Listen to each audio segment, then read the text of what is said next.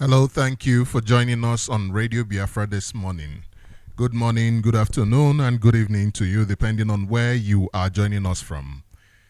It is time for Sunrise on Radio Biafra London.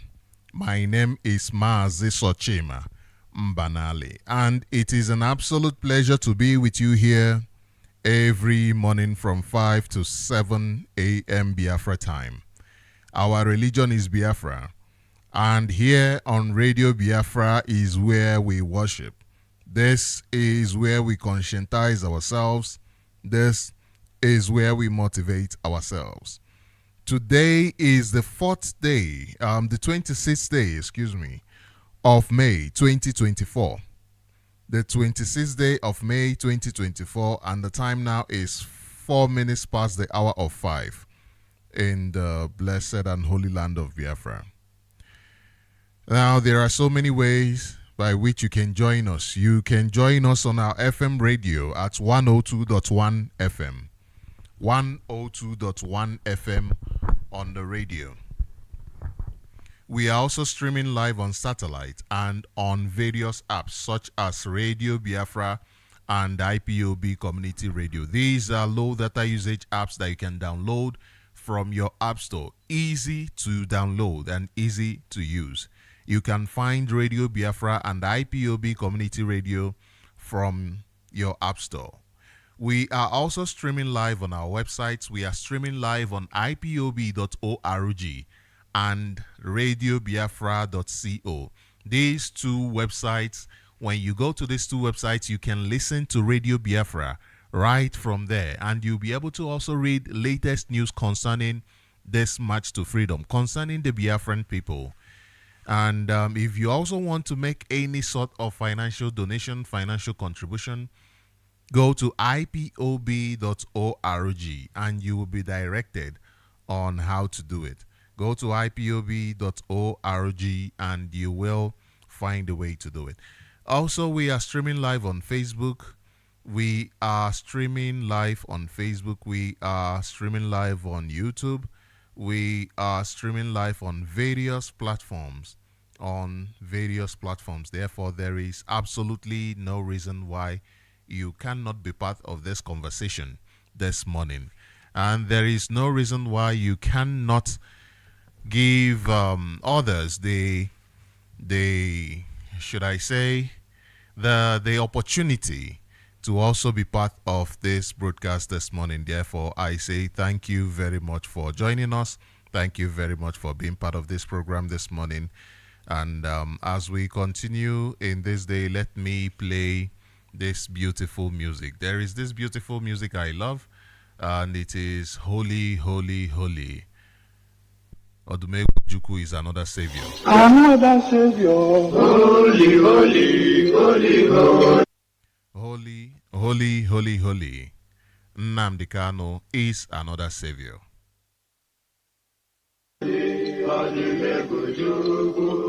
Another savior. Another savior. Holy, holy, holy.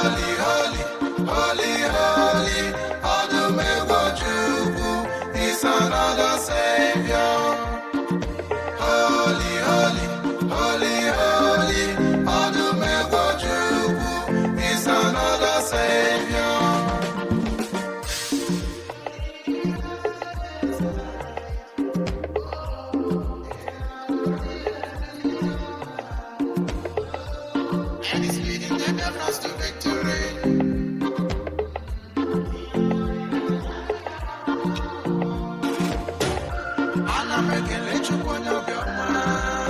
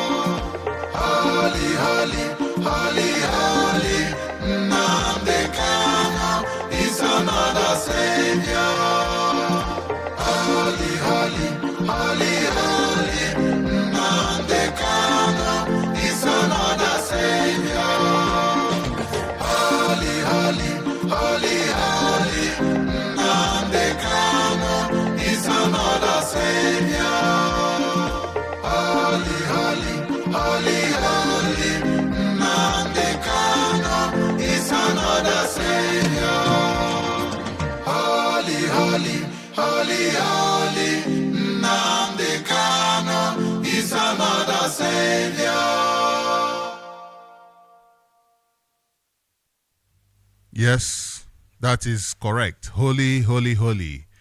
Nnamdi Kanu is another savior. Holy, holy, holy. Odumegwu Ojukwu is another savior.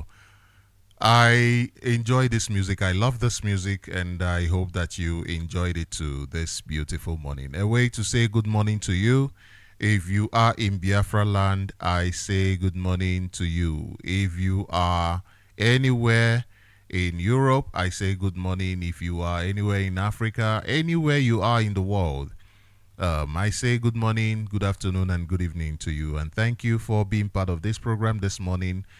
As we proceed, I want to bring you this press release from IPOB dated the 24th of May 2024. And it says IPOB leaders schooled the Nigerian court as they keep subverting the rule of law. IPOB. Now, before I read this, I want to remind you that the stand of IPOB is unshakable. The stand of IPOB is for the unconditional release of Nnamdi Kanu. Why? Because IPOB believes in the rule of law. IPOB believes in order. IPOB believes that for any country to progress, there must be rule of law. There must be law and order. And Nigeria have so far shown that they have no regard for their own law and for international law. Therefore, IPOB is calling on Nigeria government to follow the dictates of their courts, to follow the direction of their courts that has discharged and acquitted Nnamdi Kanu, that has discharged and ordered Nigerian courts not to try him anywhere in Nigeria again. And it is such a shame that the Nigerian court cannot be trusted on its own, that there are still those who are in the Justice Department that are hell-bent on ensuring that the Justice Department becomes a laughingstock, becomes a total failure. And let me read you this press release. It says IPOB leaders schooled the Nigerian court as they keep subverting the rule of law. IPOB. The continuous subversion of the rule of law to an extent of inventing non-existing laws in order to justify the jailing of our leader, Nnamdi Kanu, by Justice Binta Nyako and her court has been exposed by the indefatigable leader of the indigenous people of Biafra, IPOB, Nnamdi Kanu, and IPOB worldwide. Binta Nyako's court's illegality forced the defendant, Nnamdi Kanu, to school the compromised Justice Binta Nyako and the Nigeria government on the right processes of the court regarding his case. The indomitable leader of the family and movement of the indigenous people of Biafra, IPOB, Nnamdi Kanu, appeared before Justice Binta Nyako on 20th May 2024. Nnamdi Kanu is being persecuted for leading Biafrans in exercising Biafrans' fundamental human rights for self-determination via peaceful plebiscite, referendum. And because of this, Nnamdi Kanu's home at Afaruku Ibeku, Omahia, was invaded by the terrorist Nigeria military to assassinate him on September 2017. He was lucky to have escaped, but many IPOB members and his family members were killed. His parents died as a result of the shock of the military invasion and onslaught that happened in their family's country home. He escaped and left Nigeria to save his life. The same rogue Nigeria government, in desperation to silence him, went to Kenya, kidnapped, tortured, and extraordinarily renditioned him to Nigeria since June 2021 without knowing that they committed international law. Since then, he has been detained in a very dehumanizing solitary confinement at the DSS detention facility headquarters at Abuja, being mentally, physically, and emotionally tortured continuously. The Nigerian Appeal Court in Abuja has discharged and acquitted him, but the Nigerian rogue government refuses to release him. The Supreme Court of Nigeria condemned his kidnap and extraordinary rendition, including the military invasion of his home that forced him to flee out of Nigeria in 2017, and therefore the Supreme Court affirmed that he did not jump bail. Irrespective of these judgments of the Supreme Court and Appeal Court, as stated above, the compromise Justice Binta Nyako insists that Mazi Nnamdi Kanu jumped bail. Justice Binta Nyako is under pressure to jail Mazi Nnamdi Kanu in lieu of her husband and son, who are under EFCC's investigation for looting Adamawa State Treasury when her husband was the governor of that state. IPOB has called on Justice Binta Nyako to recuse herself from the case of our leader, but she refuses because she is under forced mandate and gunpoint to jail Mazi Nnamdi Kanu at all cost. Not many judges in Nigeria are willing to destroy their integrity and the Nigeria judiciary to please the Nigerian executive government's rascality. But the injustice Binta Nyako has no choice here because the freedom of her criminal husband and son lies in the injustice and jailing of Mazi Nnamdi Kanu, an innocent man. We want to tell her that IPOB will never allow our leader's freedom to be sacrificed for treasury looters like her husband and son.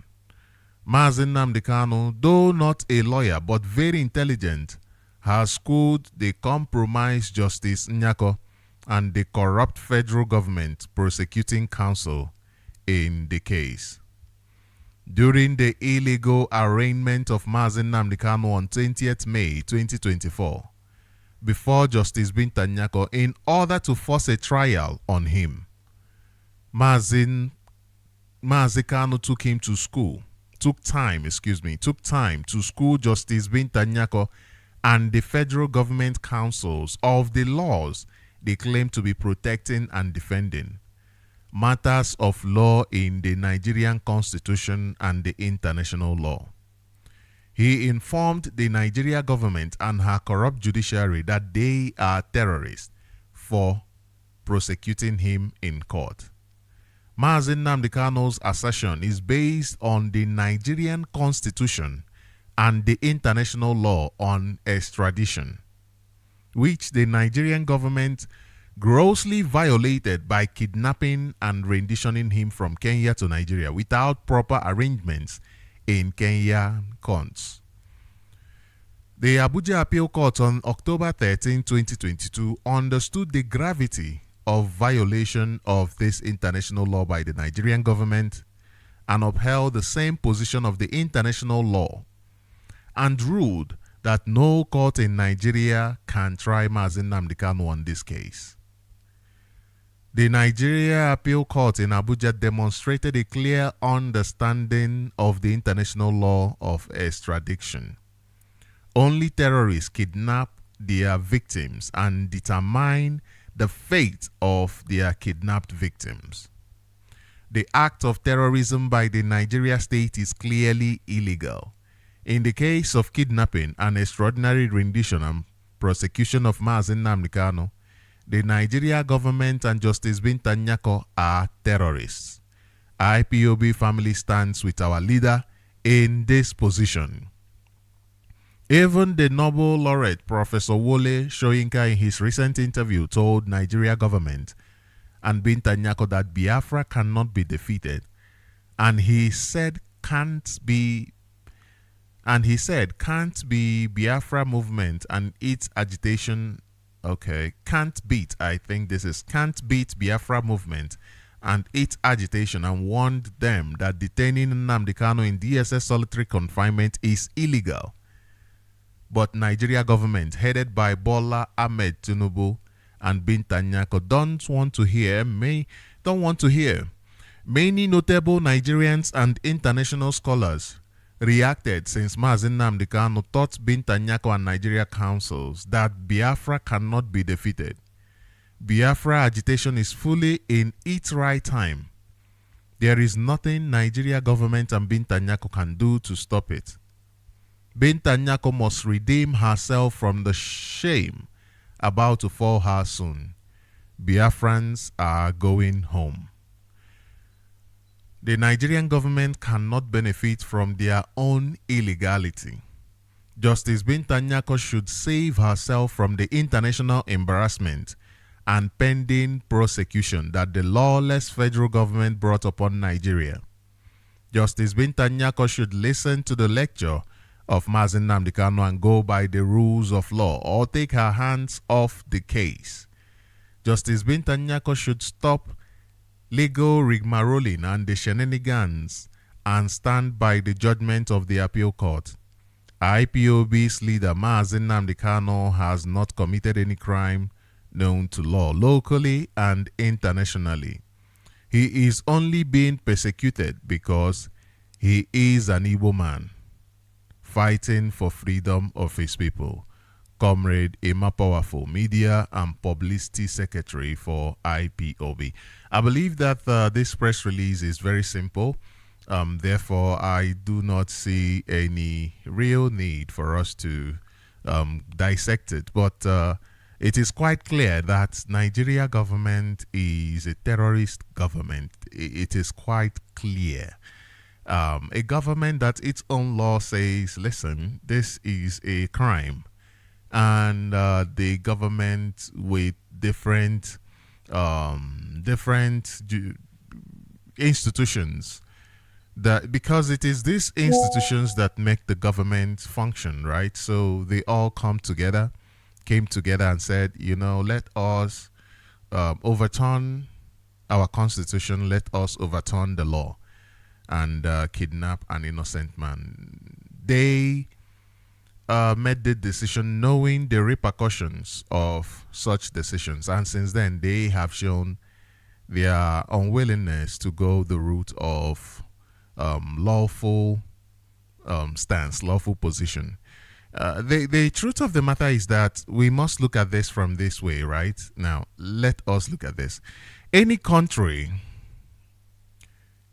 like in the case of Nigeria, any country, like you can use example Nigeria or one that looks like Nigeria, any country that breaks its own laws, and not only its own laws, international laws as well, with impunity, is a danger to the society, especially a society that is aimed at growing. Let me leave it as simple as that. Any country that breaks its own laws and international laws with impunity, like Nigeria does, is a danger to civilization. Therefore, Nigeria is a danger to the world. Nigeria is not only a danger to Africa, it is a danger to the world. By disregarding its own obligations that it inherited when it went into treaties, by disregarding its treaty obligations, what Nigeria is doing is simply continuation of imperial rule, continuation of colonialism, continuation of slavery, where innocent people are put into different dungeons, where innocent people like Mazi Nnamdi Kanu are incarcerated arbitrarily. And in some cases, like we have seen in history of the colonial construct of Nigeria, where the country holds sham trials, where the country holds trials that are just a joke, if I may say. If we go through history, we look at one of the Bini city, one of their leaders, their kings, Ovon Ramwen, I believe, Ovon Ramwen. If you go through the history and to find out what happened, you will discover that it is just the same process. They removed him after an ambush of the British party on its way to Benin City. I did speak about this a bit yesterday. And he was deposed without trial or any proper authorizing ordinance. How was he disposed if there was no trial or any proper authorizing ordinance? How was he disposed?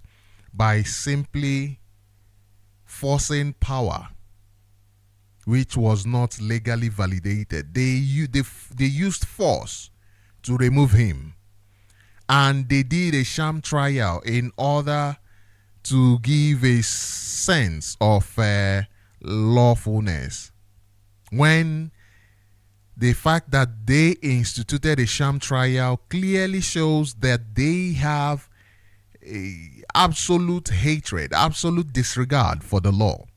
That is why they would create something that looks like the law in order to validate their position. And they had to wait until 1911 before legally validating the sham trial that they did. And this is the case with Nigeria today.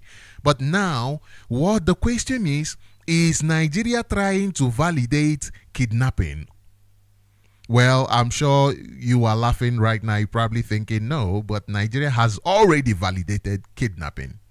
That is why kidnapping is rife in Nigeria. When a country comes out in front of the world and validates kidnapping, what then do you expect? That is why American government could say to its people, listen, do not go to Nigeria or you'll be kidnapped. That is why Chinese investors can come to Nigeria and be kidnapped. That is why government officials walk around with all of the security, the few that is left for the Nigerian people out of all that have resigned. That is why insecurity is a business that is profiting the politicians and criminals because of the lawlessness. And Binta Nyako, a justice, is spearheading the destruction of Nigeria by disregarding the treaty obligations that Nigeria signed. Thereby, what Binta Nyako is doing is promote imperial rule. What Nigeria government is using her to do, using the Attorney General of the Federation is doing. What the Attorney General of the Federation is doing is promote colonization, where innocent people are incarcerated for no reason, where there are sham trials to enable the kidnap of innocent people. This rascality by Nigeria and Kenya, this rascality by these two countries sends a strong message to the world that Africa polities are lacking the capacity to be actors on the international stage. When people are thinking of, oh, Nigeria, I remember having a conversation with somebody last year, and the person was talking about BRICS. And the person mentioned Nigeria, that Nigeria will be the next on the line to be accepted. I laughed and I said, no, that is not possible. Why is it not possible? Because Nigeria is bringing shame to the African continent. How then will Nigeria be given a position to represent Africa on international stage? Nigerians do not see what Nigeria is doing to them. Those who see it today are speaking out. What Nigeria is doing, not just to Nigerians, but to Africa. What Kenya is doing, not just to Nigeria, but to Africa. And recently now we have the issue of where Britain is trying to force people into Africa, people who went there to escape the different crimes that Britain has created in their land. Now Britain is trying to force them on Africa. These countries that are showing such rascality are sending strong messages to the world that African polities are lacking the capacity to be actors on the international stage. They are saying that they are simply lackeys, that they have no integrity, that these organizations, these institutions like the Nigerian judiciary and the rest of them, that they have no capacity to be able to stand in a 21st century civilization in order to represent their people or represent anyone else. Their interest is Britain. They are there to represent Britain, and therefore they are sending bad image. They are selling a very dangerous image of the African continent, and therefore every African leader who has any kind of idea on the progress of Africa must pay attention to these countries and must be able to make sure that such countries pay for their crimes. And this is where the problem is, why countries are not standing up in order to make sure that such criminality, that such rascality is brought to an end. Any country that consistently breaks its own laws and international laws with impunity, such a country does not only pose a significant threat to Africans like Nigeria is posing, it poses a significant threat to civilization, to advancement. Today, while people in the Western countries are speaking about AI, development of AI, the development of the human organs, the development of different feats, different achievements, Nigeria is busy talking about Ruga. Nigeria is busy talking about cattle headers, what do they call it? Headers, farmers headers clashes, when it is simply criminals, terrorists who they imported into Nigeria to kill farmers. This is what Nigeria is battling with at this particular time. So you must see that this Nigeria, this country with Kenya, these countries that are acting and breaking laws, international laws with impunity, they are a danger to civilization. How do you trust a country that goes out there in public, signs a contract with you, signs an agreement that this is something that I will do, something I will offer you, and then backs out without any remorse, backs out without any form of responsibility? This is Nigeria. They are telling, how do you trust such a country? That is why the Nigeria government, the Nigeria president can make arrangements to go to what's the name of that country? Is it? No, it's not Qatar. And they would shun them and say, no, we are not available. A whole president. Because Nigeria is bringing shame not only to themselves but to African countries. Therefore, well-meaning African presidents must rise up to this occasion and must caution Nigeria, bring this rascality to an end. Not giving Nigeria a prizes, not giving Nigeria gifts for their rascality, as you have seen in ECOWAS, where people who are more interested in the continuation of colonialism, people who are more interested in the subjugation of their people, are running the affairs.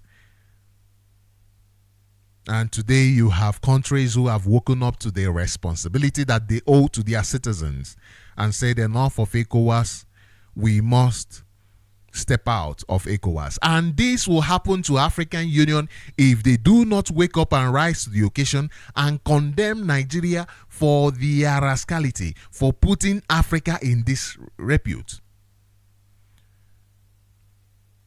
I believe that was 2 years ago when I was asked in an interview what position I think African leaders should take, and I said quite clearly that African leaders at this point must galvanize and come to UN from a place of strength.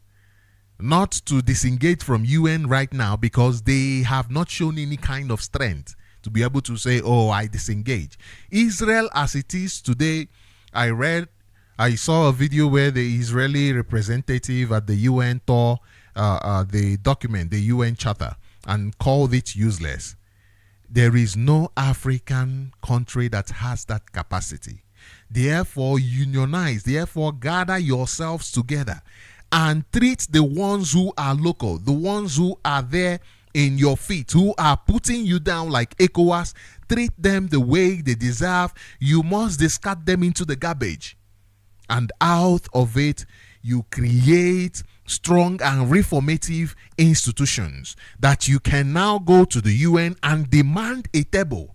You talk about, oh, we want a table in the UN security, a permanent position. But how can you have a permanent position when you have countries in Africa who are blatantly disregarding you, who are blatantly putting shame on you, telling the world that you have no capacity, that you cannot stand in the international space and call yourself independent and call yourself human being with dignity?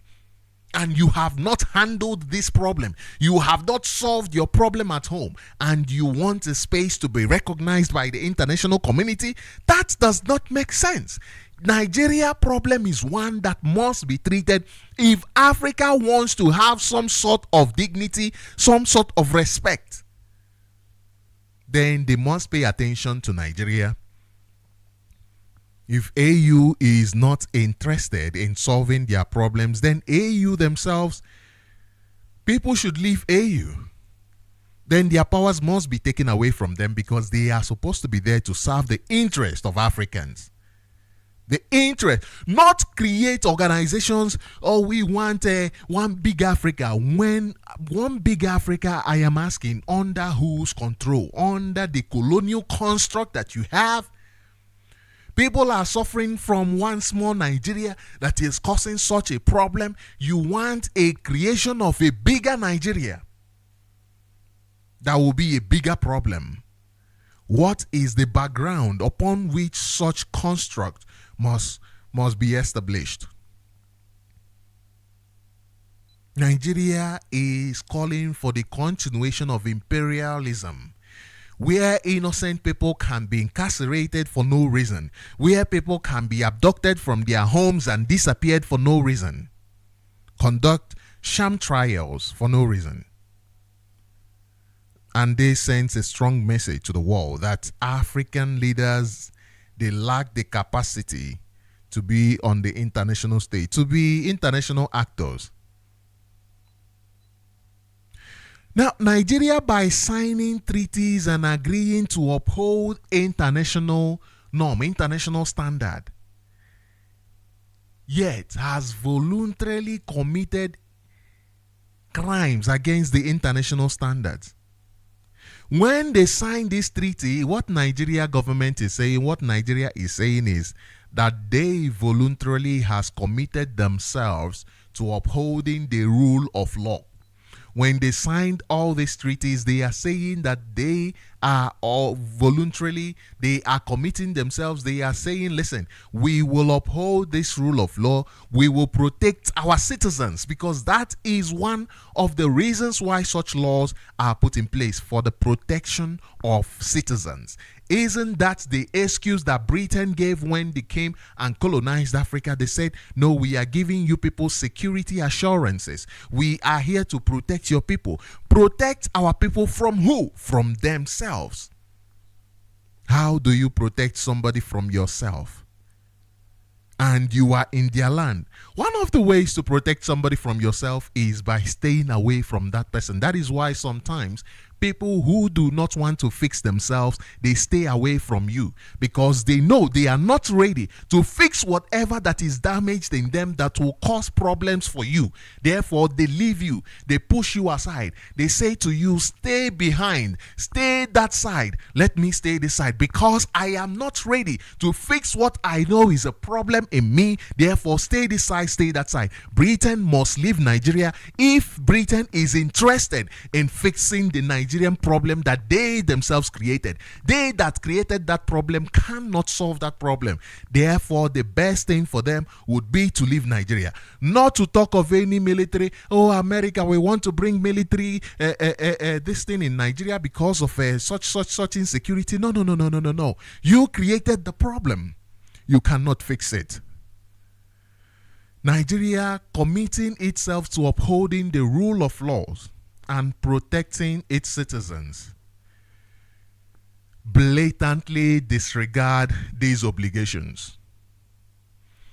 Nigeria continues to perpetuate different forms of imperial rule.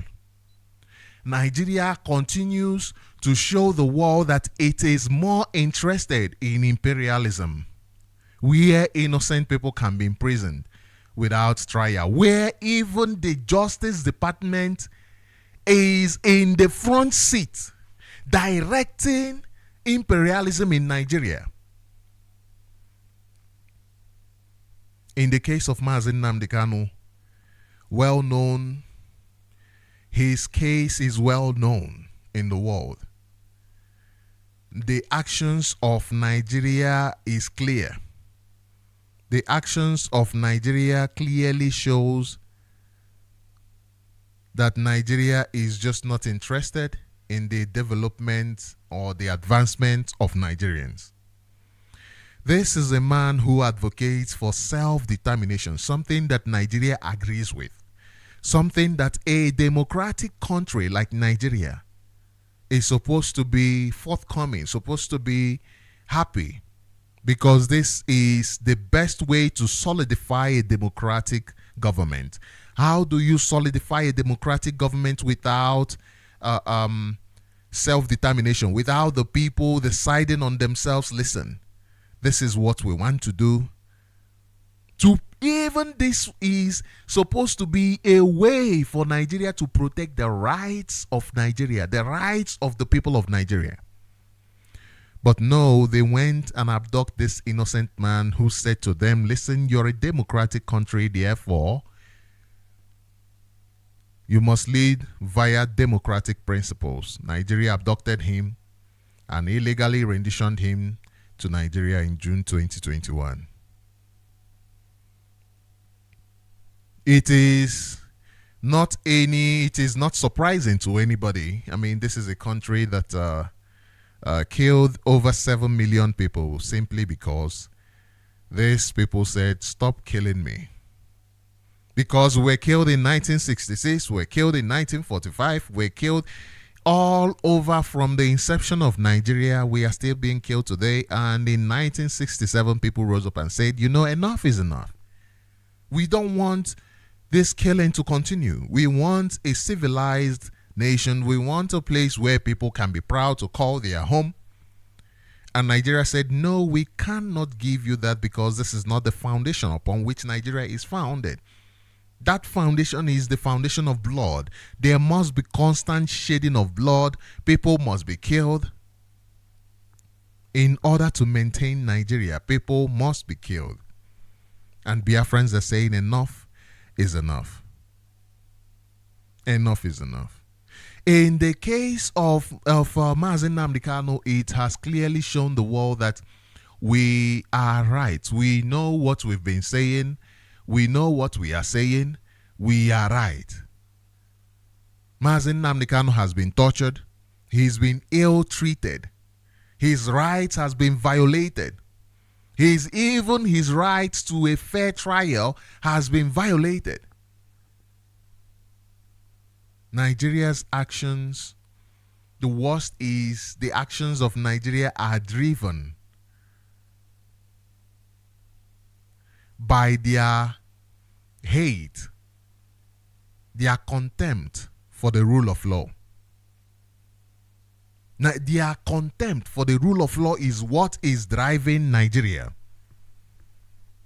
Nigeria is being driven by a strong desire in order to suppress voices that are not singing the song that it wants it to sing. Dissenting voices, silence voices that are critical of the government. This is the stand of Nigeria. Silence these voices. Voices who are speaking for the development of the people, silence them. Voices that are speaking for the advancement of the people, silence them. This is the Nigeria government. And let me say once again, Nigeria every single day, just like Professor Wole Soyinka said, like when in the press release, there's a place where his name was mentioned. Nigeria is only undermining its credibility. Nigeria is only undermining the credibility of Africa. Nigeria is sending a detrimental message to the world about the inability of the African political actors to be able to be trusted on the international stage. This character is a great stain on Nigeria's reputation.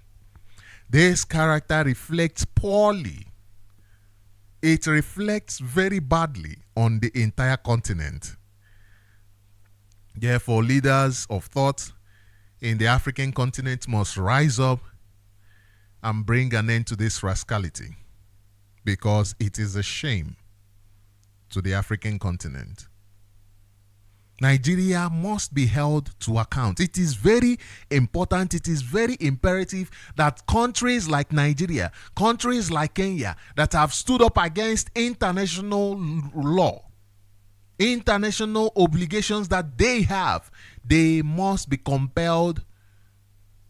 They must be compelled, they must be held to account and compelled to respect their treaty obligations,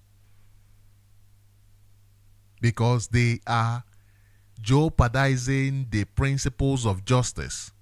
They are jeopardizing the respect for human rights. And they are actually undermining the stability and security of nations worldwide. In Russia, in China, in the UK, Nigeria, the actions of Nigeria and Kenya, the actions against justice and respect for human rights, these actions are putting these countries in a state of insecurity. Nigeria is being groomed where terrorism can be, it becomes a norm, a way of life. It becomes law in Nigeria. If you are not a terrorist, you can't be paid. If you are not, this is Nigeria. And it is very crucial for the international community to collectively condemn these actions. It is very crucial for the international community to work towards ensuring that all nations, all of them, adhere to the commitments and maintain the integrity of the international legal system. The legal system that America says, oh, it is a world of law and order. It is a world of order-based world and all of that nonsense they talk about. Nonsense, because there is no implementation. The same people who talk about law and order are the same people who are championing the disregard of law and order. The disregard of law. Just like Nigeria today. This is happening and America is quiet. Are they speaking? A British citizen is in DSS dungeon. Are they speaking? Because they are the ones who are championing the destruction of the stability of the international community. They are the ones championing the destruction of the security of the international community. And they are doing it using Nigeria. Therefore, it is time that these countries, that every country with conscience must stand up and say enough is enough. Because when that is done, we can now be able to say, oh, let us protect innocent individuals. You cannot protect innocent people in Russia if you have a country like Nigeria. The attack that was carried out in Russia against Russians the other day clearly shows you the kind of damage that Nigeria can do. People crossed, or people killed, went into a public place, opened fire, killed a lot of people, tried to be smuggled into Ukraine. Now imagine the kind of danger that Nigeria poses. If that could be done by Ukraine, imagine the danger that Nigeria poses.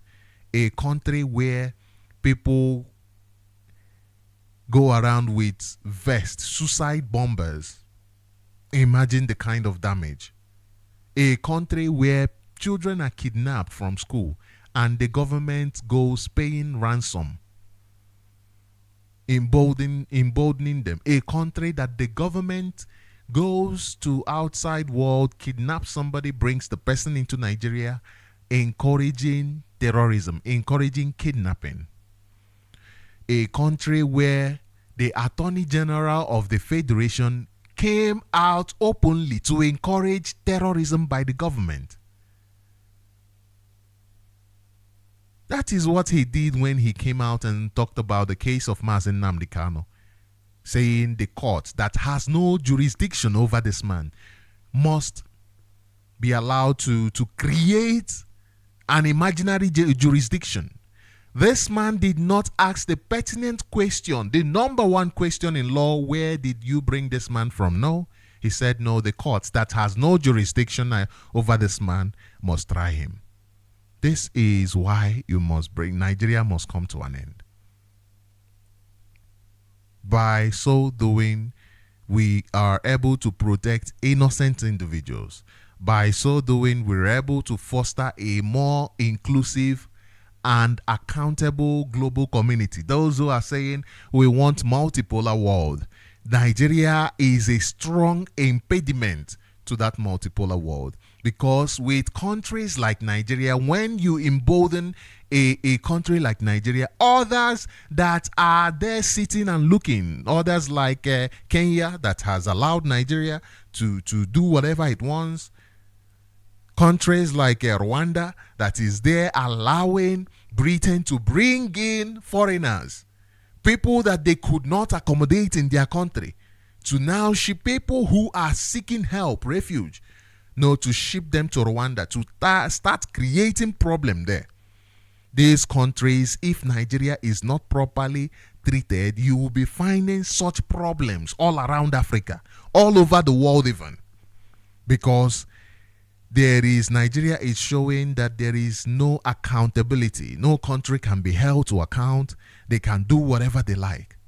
But when that zoo is held to account, it promotes a more inclusive and accountable global community, like is being tried to create. It also preserves the safety and stability that are essential for the advancement of civilization. How do you talk about development when there is no security? How do you talk about development when there is no security? Look at what the Minister of Justice said. This is from the Daily Post that said, I don't know Nnamdi Kanu. Remember yesterday I read you this same news but with a different caption. This is the Minister of Justice saying he does not know about a case that even the former president of Nigeria commented on in international space. A case that even the former British Prime Minister commented on international space. This fool is telling you that he does not know about this case, and he is the Attorney General of Nigeria. Maybe because This case is being handled by the DSS, people who have no legitimacy, people who have no legal grounds are the ones in charge of Nnamdi Kanu's case. And the so-called justice is there just obeying any instruction. The Minister for Justice is there just obeying any instruction from the DSS. This is a place people call a country. Now let me read you this other news. This says, let me bring you this news. It says herdsmen attack 5 Benue Assembly members. Herdsmen attack 5 Benue Assembly members. Told you that Nigeria poses a great risk, not only to Nigerians, but to Africa and to the world. It says here, 5 members of the Benue State House of Assembly Thursday night narrowly escaped death after they came under attack by suspected armed herdsmen at Tiomo community in Gwere local government area, LGA of the state. It was gathered that the lawmakers reportedly ran into the armed herders who were at the time attacking the community while on their way from Castinala local government for a public hearing on a bill for a law to provide for the establishment of Benue State Civil Protection Guards. So they're coming from a meeting where they spoke about providing the law, the bill for a law to provide for the establishment of Benue State Civil Protection Guards. You see, this problem is not just a problem for civilians, those who have no access to power.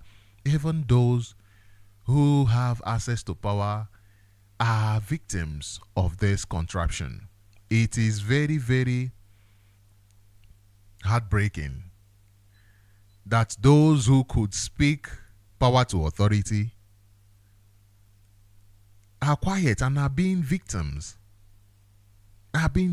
Nobody is safe in Nigeria. Nobody is safe in Nigeria. Nobody. Look at this other news. Nobody is safe in Nigeria. Look, let me show you something. This other news here. It says Benue community under herdsmen attack. I'm just reading you this headline so that you understand what is happening in Nigeria today. If you do not understand, Benue community under herdsmen attack. These are people sponsored by Nigeria government. Why do I say that? That these are people sponsored by the Nigeria government. Let me play this for you. Why I say this. Let me play it for you. We have a confession that the media has not given appropriate attention. Kawu Baraje Alhaji was a leading chieftain of the APC, and he has confessed that they imported the foreign mercenaries who have become bandits. He has confessed. How much more evidence do you need? He has confessed that they imported them for the elections. This is public. Why is the media not following up? Nigeria media is a problem. If you are looking for information from Nigeria media about what is happening in Nigeria, then you fail. These people imported these terrorists who are today ravaging the entire Nigeria. And this is why we must support the Eastern Security Network, our men and women, for them to do their job. Yesterday, somebody called here on this program and was speaking about how some fools go around taking out posters that they have put in place. They must understand that this is a crime against the people. And when the people react, they should understand that the people are angry. People are being killed. Herdsmen, people are being killed in different places. And because of ESN, we are safe today. Because of ESN.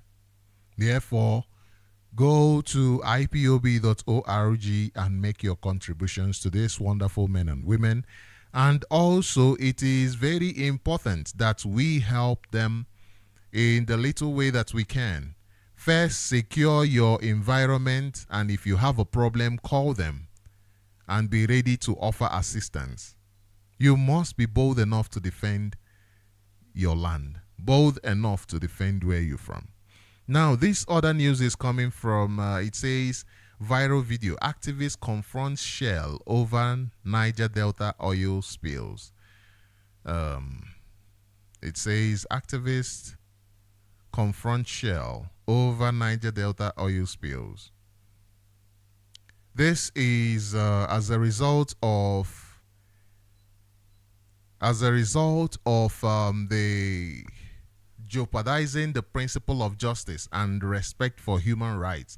That is why such things can happen. Nigeria has already okayed it. Nigeria, the government has said, no, these people, they don't have, these are not human beings. These people, we do not regard them, we disrespect them, we treat them like animals. You can come, loot the resources of the country as much as you want to, mess up the environment and leave. Mess up the environment and leave.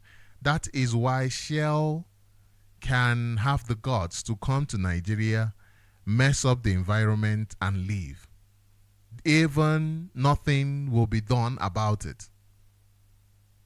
Nothing will be done. It says here in a viral video which is circulating on social media on Thursday, an activist, Michaela Lodge, challenged Shell and its leadership during a stakeholders meeting, holding the oil giant accountable for the environmental and human impact of its operations in the Niger Delta region of Nigeria.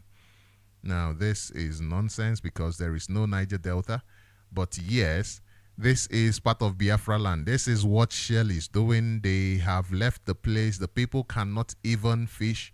The people are constantly killed, as was witnessed in Okwama community, where the Nigeria military went and killed over 70 people. Over 70 people. Over 70 people. They were killed by the Nigeria government. By the Nigeria government. And she confronted them, asking them to fix the environment that they polluted. This pollution is not just affecting Nigeria. It is not. This is an African problem. This is an African problem. Therefore, Nigeria must be put to an end. Now, let me tell you, out of all these problems, look at the character of the Nigeria government. This news says, federal government unaware Dangote imports crude from US. This is from the minister, Nigerian minister. They are unaware. This is how their character. They do not know. Oh, we don't know. They are always unaware of what is happening around them. Always unaware. It says here, the federal government has said it was unaware that Dangote refineries imports its crude oil from the US. A country that has massive deposits of the highest quality of crude oil. The highest quality of crude oil. But no, because Dangote is not a Nigerian, because he's not interested in the development of Nigeria, he's more interested in being the world richest black man or the richest African. That is what he's more interested in. And the government works with him. That is why they can tell you that they are not aware. Is Dangote's imports a license not given by the government, so he doesn't declare what he brings into the country? And people are talking about keeping Nigeria. It says here, the Minister of State for Petroleum Resources, Oil, Heineken. Look at the name of a person, Heineken Lopobiri. This is a Nigerian person. I'm saying Heineken. Heineken Lopobiri said the country is blessed with enough crude to supply all the refineries in the country, including the modular ones. That is true. The minister stated this in Abuja on Thursday at the ministerial sectorial update as part of activities to mark President Bola Tinubu's 1 year in office. he said something that is true. He said that Nigeria has the capabilities. That Nigeria has the capabilities to supply all refineries in the zoo, including the modular ones. Now, you know that Nigeria doesn't produce, it doesn't refine the resources it gives to the people, rather it imports. And the same person that said all these wonderful things told you that the government is unaware that Dangote imports crude from US.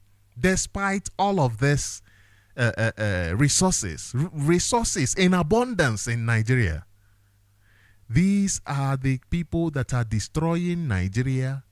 They are businessmen who are in bed with the government. Look at the case of EEDC. EEDC bills people exorbitantly without providing any service, and people are forced to bend their knees and pay through their nose. And today IPOB is saying enough is enough. Enough is enough. You either provide the job or you leave. I'm saying they should leave.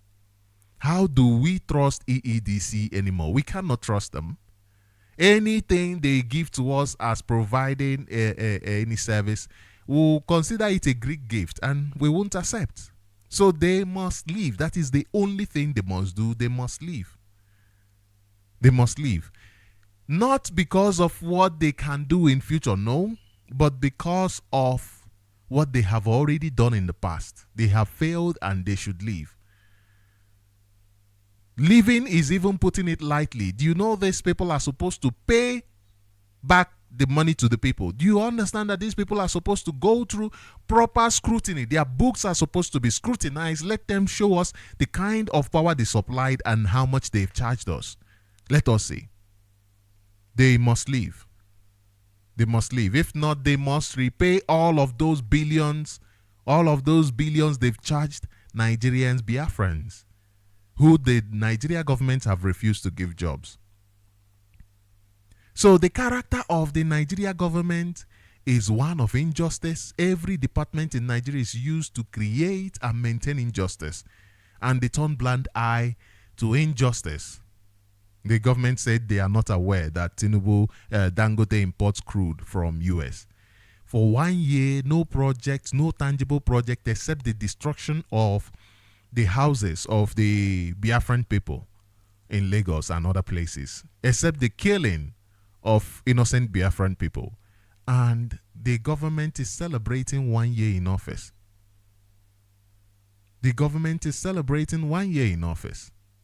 And look at other ones. If you say, okay, let us bring another, the solution to Nigeria problem is not another leader. Look at what this man, Dati Baba Ahmed, the man that was campaigning for vice president under the Labour Party. He says here, he said, Dati Baba Ahmed alleges, let me see this news.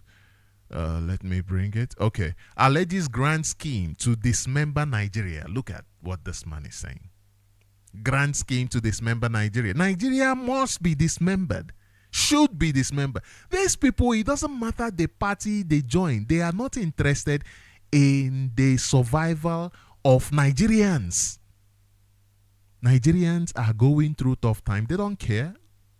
What they care about is maintaining that name, that impunity, that doesn't even have any territorial integrity. People are crisscrossing anyhow they want. He's not interested. He's interested in, why should Nigeria break up? Why shouldn't Nigeria break up when the justice system has failed the common man? Nigeria is an eyesore. Nigeria is a shame. It says here the presidential candidate of the Labour Party in the 2023 general election, Yusuf Dati Baba Ahmed, has alleged that there could be a grand scheme by the current leaders to dismember Nigeria. By the current leaders to dismember. He said, Dati Baba Ahmed, who appeared on a Rise TV prime time program on Friday, made the comments while responding to questions on the chances of the Labour Party in another general election. The best thing for Nigeria will be to dismember Nigeria. Nigeria is not serving the interest of Nigerians. So you see people like this, when they are coming out and campaigning and saying they want to put the interest of Nigerians first, Remember this statement. These people are not interested in putting your lives first. These people are not interested in the security of your lives. People are dying all over Nigeria. Have you heard this man move to say enough is enough? Even hold a protest against the election that was rigged against him. He never did nothing, because he's working according to the script that has been given to him in order to further subjugate Nigerians and to bring disaster to the national community. To the national community. He's still complaining without doing anything. He said that their party clearly won the 2023 general elections and the IREV was switched off. Then the constitution was twisted and the meaning of the English language was changed. We won the 2023 election. I will never stop saying it. You are saying it for what reason? What's the purpose? What's the purpose? You are saying it, you are still campaigning to maintain the same structure that you are complaining against. You see, these people are wicked. These are not leaders. These are not leaders. He could not even, when the constitution, like he said, was twisted, what did he do? He just went and complained. He never led a protest. People who wanted their survival at Lekki Toll Gate went for a month of protest. He never even went for a day, not to talk of a month. Not to talk of a month. For that constitution twist to be overturned, he never.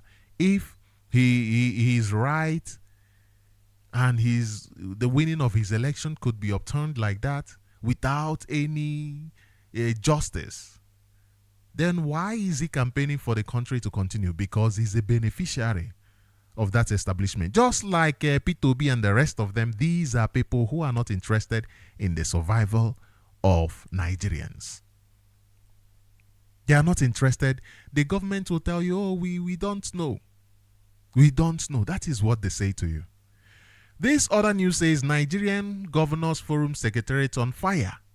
Nigeria Governors Forum Secretariat on fire as director exposes alleged corruption, diversion of funds by Director General Okauru. So after the exposition of corruption and diversion of funds by Director General, they set the Governors Forum Secretariat on fire. And some people are talking about maintaining this grand corruption. Maintaining this grand corruption. Nigeria, the continuous existence of Nigeria is a crime against humanity. A big crime against humanity. And the whole world, humanity must rise up against this crime. Humanity must stand up and say enough is enough.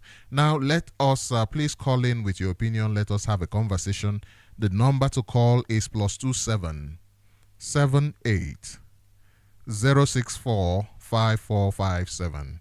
I repeat, the number to call is +27 78 064 5457. And remember, you have 4 minutes. Please keep in time so that as much people as possible will be able to call in. And remember that this program ends 10 minutes to the top of the hour. So after that, I won't be receiving any more calls. Therefore, the line is open now. You can call in and be part of this conversation. Nigeria, the continuous existence of Nigeria is a crime against humanity. Now, let me also, as we are telling you the character of Nigeria towards this, what is happening, let me show you what Nigeria government is busy doing, naming things after themselves. Instead of developing Nigeria, they are busy naming things after themselves without doing any work. Now, listen to this while I wait for your calls. Pay attention to this clip that I want to play now.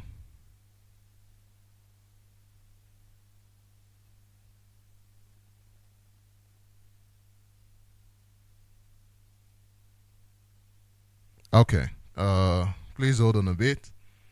I want to play this clip from this is a news anchor, so you know that this is not us just speaking about Nigeria government. This is an international news agency. I want to play to you the commentary they made about Nigeria. Let's listen.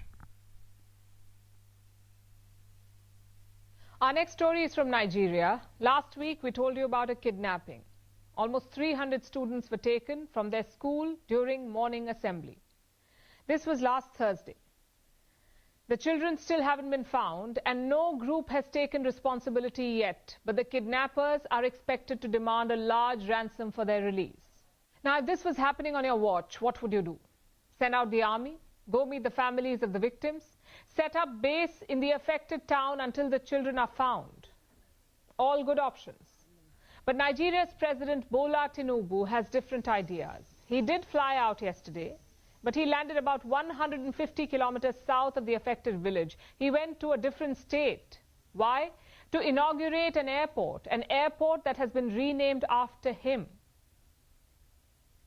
So amid a spree of kidnappings, Nigeria's president chooses to inaugurate the Bola Tinubu airport. A crisis is unfolding under his nose, but Tinubu is busy cutting ribbons, which begs the question, how tone deaf can you be? How can you ignore the plight of your citizens? These are some families from Kuriga, the village where the children were kidnapped. We plead with the government to help us. We don't have any security in this community, no police outpost, no military presence, and no local vigilante. We are responsible for our own security, so anytime they want, they will invade the community and do whatever they feel like doing. We don't know what to do, but we believe in God. We don't have security, no soldiers, no police to protect the school.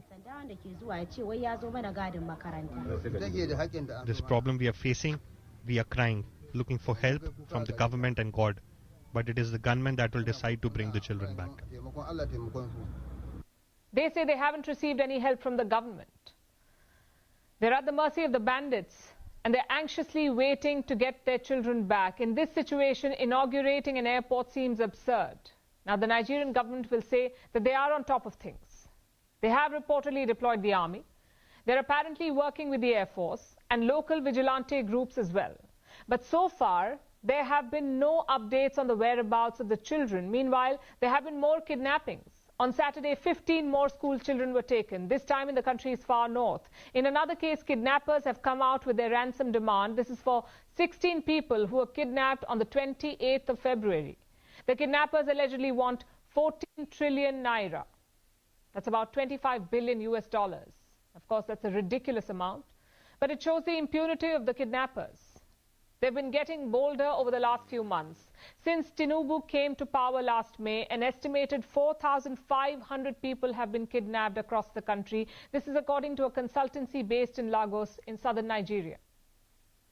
4,500 kidnappings in the last 9 months on Tinubu's watch. It adds to his growing list of scandals. He's appointed his son-in-law to a high government post. His economic policies Tinubu came to power to crash. The people have been suffering with rising inflation, and now kidnappings are rampant again. Amid all this chaos, Tinubu chooses to put his name on an airport. It shows his misplaced priorities and utter lack of tact.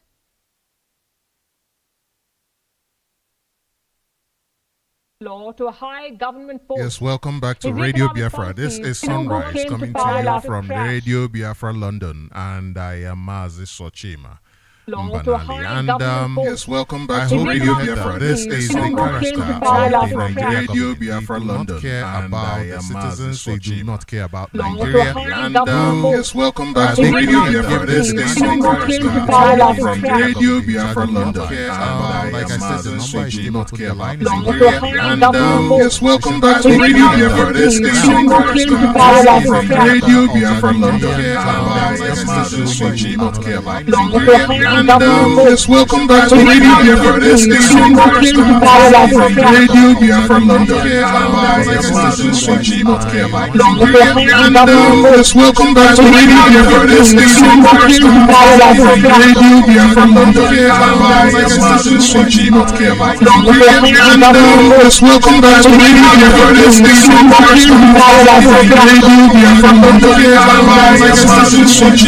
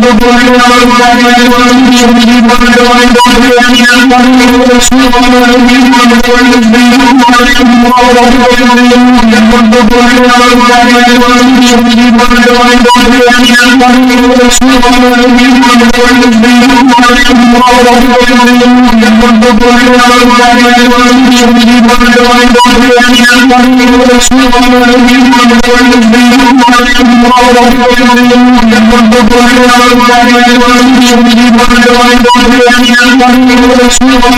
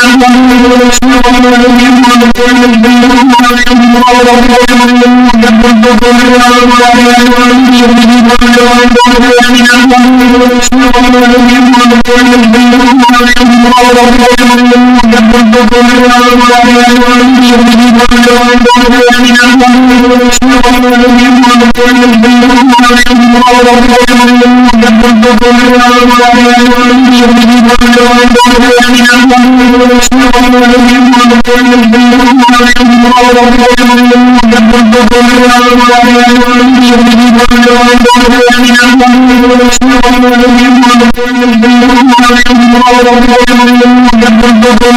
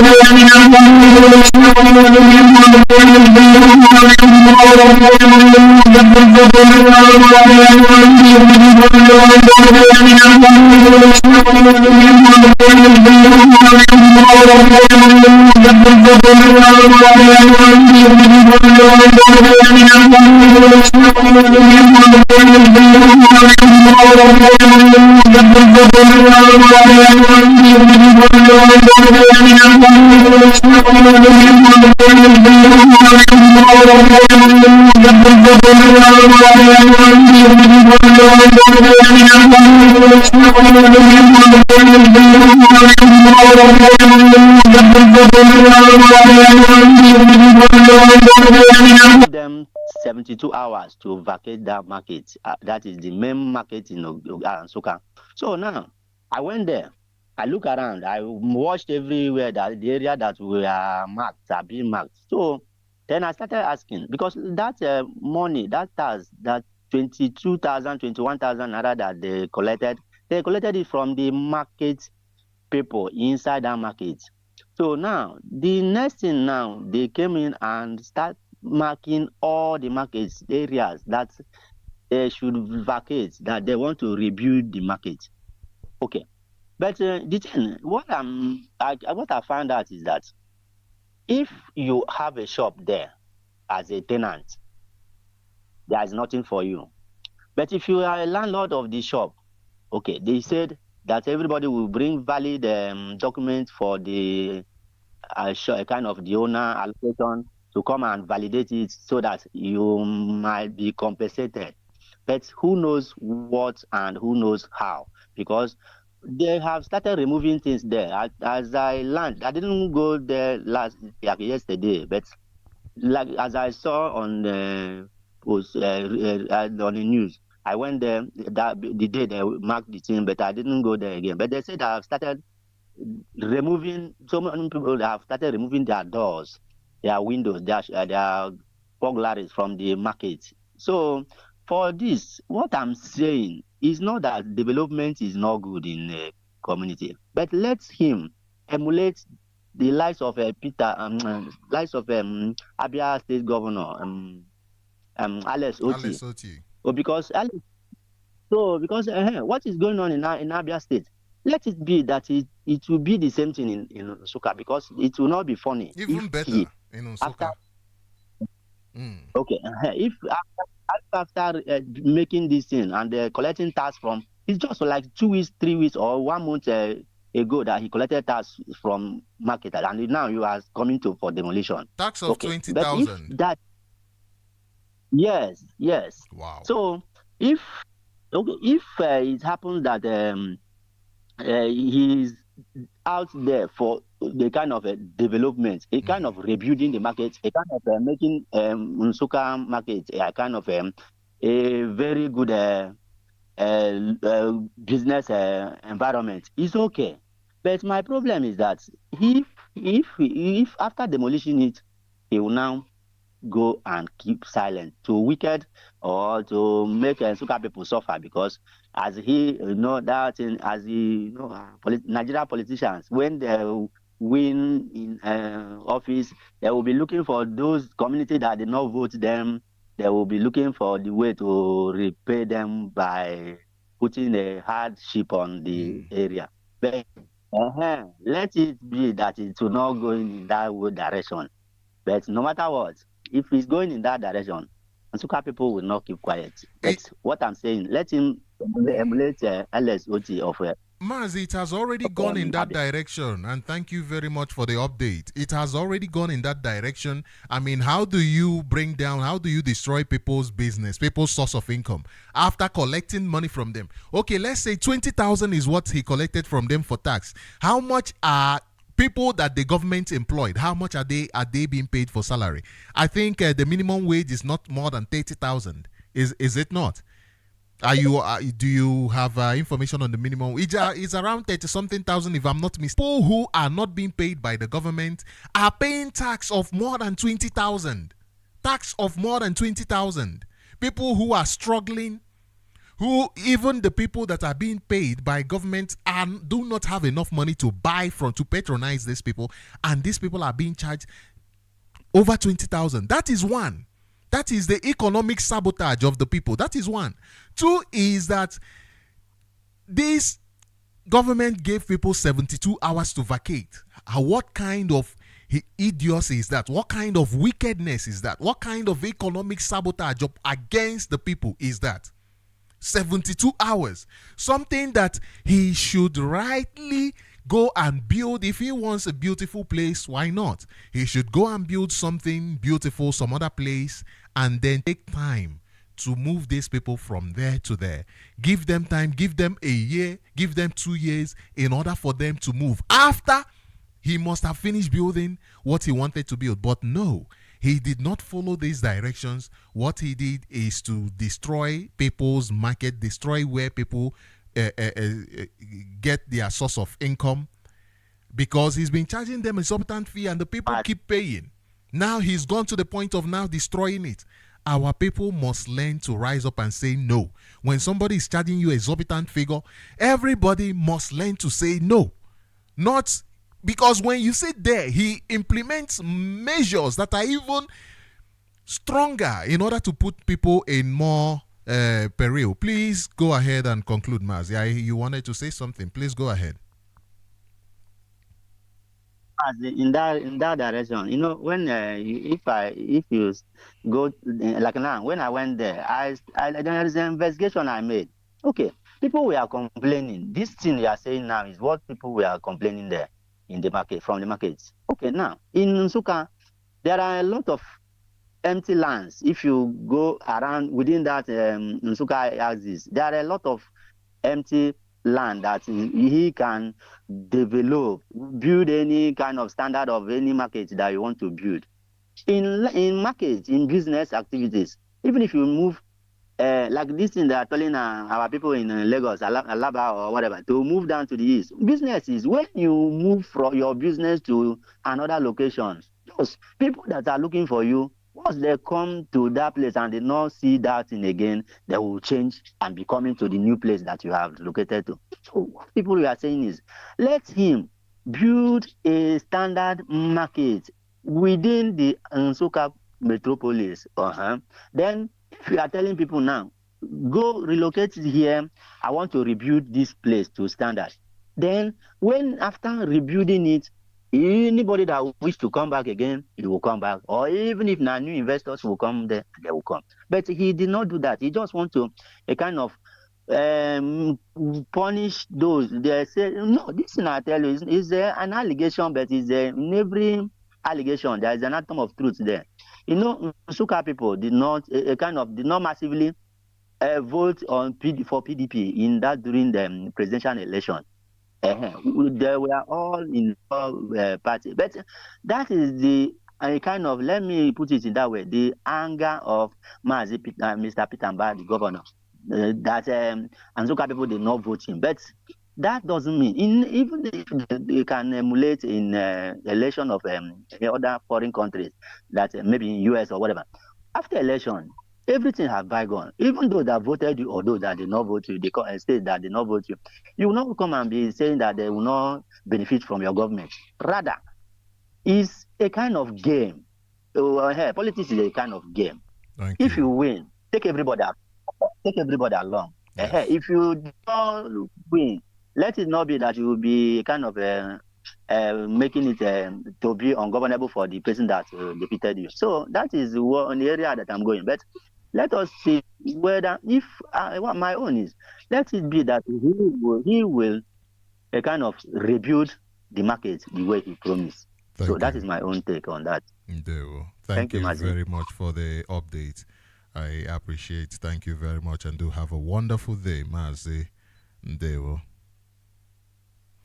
Yes, that was our caller called in and also gave us an update about what is happening. The truth of the matter is that, like he said, it is what he's talking about, that he lost election in Nsukka and places where he lost election. He's trying to muscle the people and to subject the people into poverty.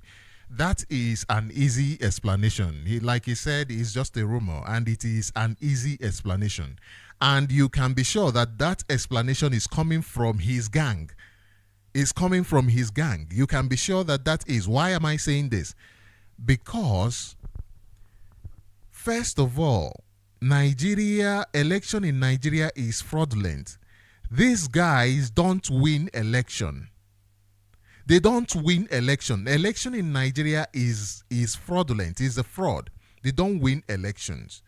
That excuse is just an excuse in order to keep people feeling like, oh, we deserve it.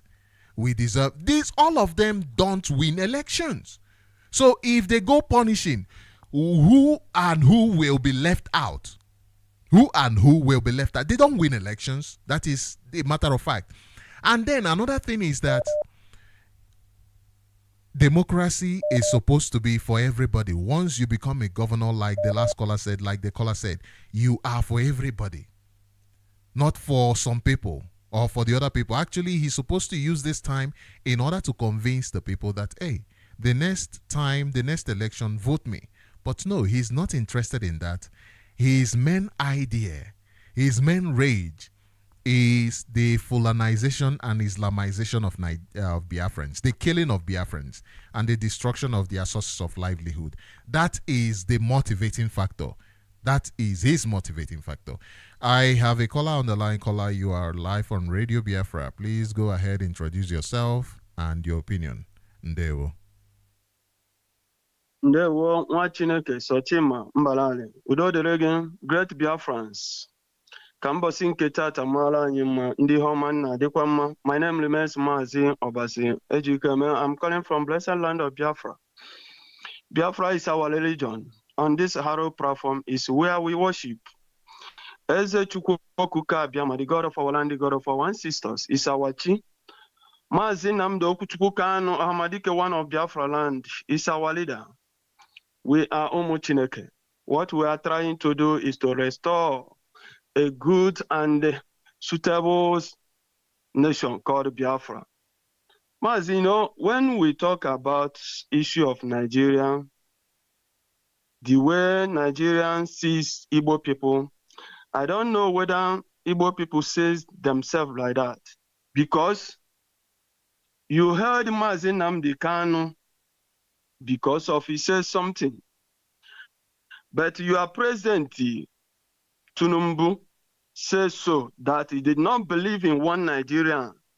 But today he's a president of the Zoological. But Mazi Nnamdi Kanu is an Igbo man.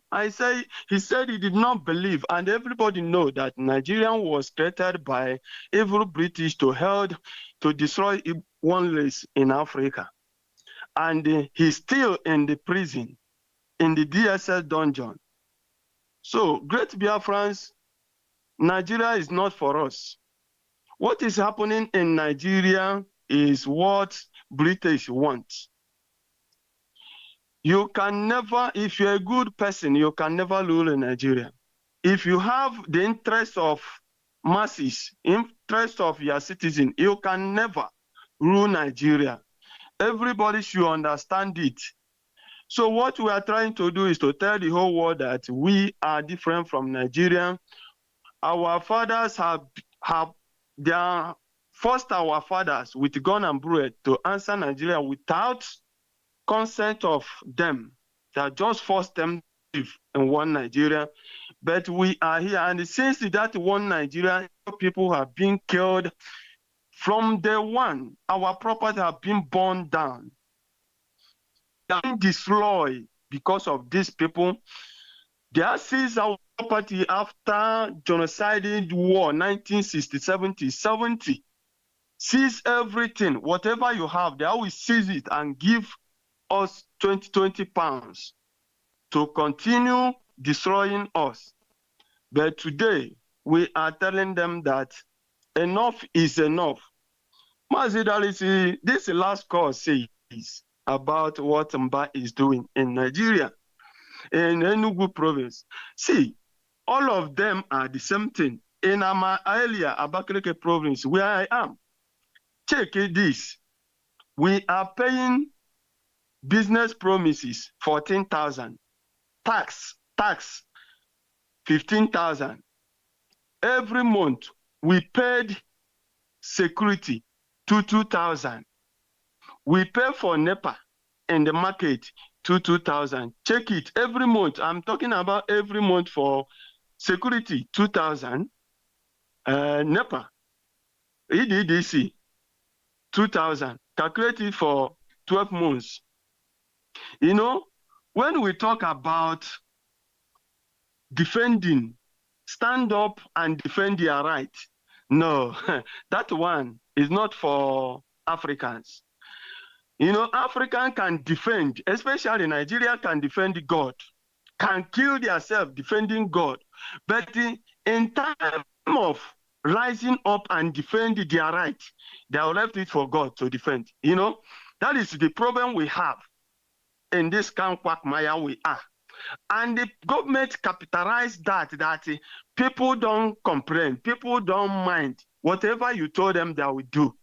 That is the problem of Igbo people in one Nigeria.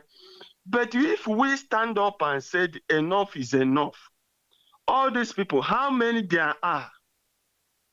Ask yourself, these politicians, how many? In the market, if you enter market, military man like 4 or 2 people can sack out the market because they are heard what? AK-47. That is what we are suffering here. But no, when you tell Igbo people, see, stay at home. Let us discuss something. Let us show the whole world where we believe. They will tell you, nah, now. Just one day, they'll be complaining. Just our mindset is somehow, when sometimes I'll be thinking, why our mind is like this? Why are we thinking this way? That is why politicians capitalize that, destroying us. They don't want us to rise up. They don't want. So, great Biafrans, what we want our people to do is this. Telling our people the truth. If you are going inside market, if you are buying something and people are complaining about the price, about the taxation that the government is always opposed them, telling them that is why we are trying to force ourselves out of this quagmire created by evil British.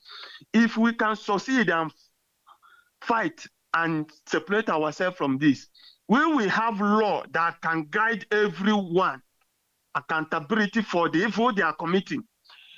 Using that area, preaching them, telling them there is nothing, God cannot come from heaven, as they are saying, to defend you as a person. You are the human. God created everything and handed it over to you. If you allow your own to be taken by evil British, that will suppress you. You starting from the one they are born you, suffer until you die. So the area is better. We stand up and say enough is enough. As we are talking about sit at home now, people are countering it because we are fighting to make sure that our people have a suitable and a good environment, but people are countering it. But when we come, we be complaining about it. It's not about Nnamdi Kanu or IPOB or this and that. No, it's about all of us, the great Igbo people, great Biafran we are talking about. 30th of May, we are advising everybody, no matter who you be, no matter where you are working, tell the government that they are said we sit at home to remember those who died, to remain for you to remain answering Igbo name. If assuming that Nigerian kill all of them by now, if you are here, either you ask Chukwuemeka Mudu or Ngozi Musa or Chimuike Gowon. But these people fought to defend this land, died from blockade on air, sea, and land. So why not we said we must remember it? So great Biafran, do the needful, telling people the truth, stay away from evil, train yourself hard. Remove fear from your eyes. That thing that the Fulani hold, that everybody is afraid of them, you can get it. We have it. There is no way these people can destroy us like that. Our fathers tried to defend this land, and we are here to restore Biafra. Stay together with our leadership, support ESN, and do the needful. Ndewo, thank you very much, Mazi. I appreciate you and I appreciate your contribution. Thank you very much. And this is a responsibility to all of us. And I must say that our people, yes, we have been tormented by the Nigerian situation. We have been tormented by the Nigerian system. Actually, Nigeria tried to mold us into Quislings, into people who cannot stand up for themselves, people who cannot defend themselves, people who are just there looking, doing nothing to defend themselves. Nigeria wants to deprive us of what it means to be human, to deprive us of our dignity. And that is something that we all must recognize. At the same time, I recognize the efforts of our people. Our people are people of valor. Our people are men and women of valor, of strength. Our people are also fighting. And come 30th of May, you will see men fighting all over the world, and you will see men and women in Biafra land in their houses, in their homes, remembering those who died for them to be here, remembering them. And let me tell you, remembrance is, in this case, can also be a celebration of life, your own life, the life that you have. Why would you celebrate your life if you are not ready to defend it? If it doesn't mean anything to you, why would you celebrate a life that you are not ready to defend? When somebody steps up and say, oh, I'm the governor, and implements things that should not be implemented, implements things that are detrimental to your survival, why should you accept? Why must you accept? You must not accept such. That is absolute nonsense. You cannot accept such. Okay, let me give this caller 2 minutes. Because I'm already at the end of this program. Caller, 2 minutes, please go ahead and introduce yourself and your opinion. Ndewo. My name is Stephen Chukwu. Let me make it quick. I'm calling from Italy. I say, Mechuku, bless you. I woke up this morning, early in the morning. I thought that maybe 5:30 or so. I was like, uncomfortable just to make sure that I will hear this morning news. But when I was listening to it, I didn't know because I went to work last night. I slept off. So, Mazi, for my own opinion, what I heard about what is happening for the lawyer that said nice himself that did not know our leader.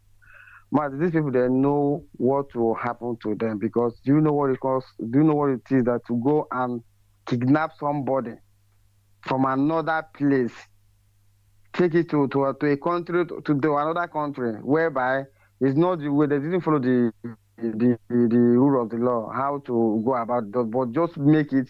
Nigeria government didn't know that what they did is just to show the world that they are very corrupt and anything can happen for that continent, even Africa entirely. If it's in Europe, yeah, other European Union, they will try to make sure that they will settle the issue so that the world will not see the continent of Europe as a where terrorists operating. You understand? But in Nigeria, in Africa continent, somebody travel all the way from Europe to a country, a nearest country in Africa continent. They now from there kidnapped the person and took it to another place, and they are still claiming that they are right. They want to judge him.